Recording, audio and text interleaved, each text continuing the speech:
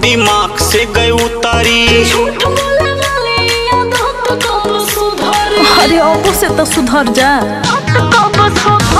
काम कुछ ज्यादा आज रहल बाजार में। अरे का कहेलू शक में रहेलू काहे के हमरा तू धनिया। सुनो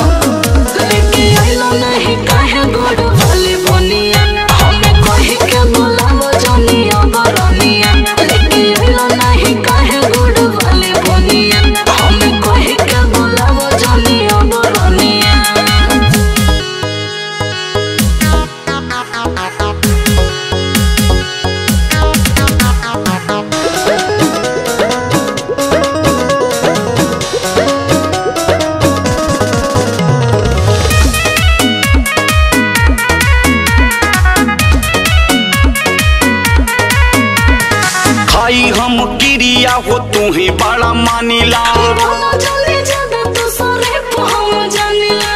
तू का हवा हम कुल जाना तनी बुझला।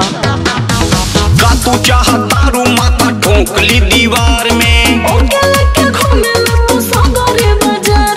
छोड़ी दा झगड़ा आवन बजरा ले ले तोहरा के कनिया। अरे बा खटा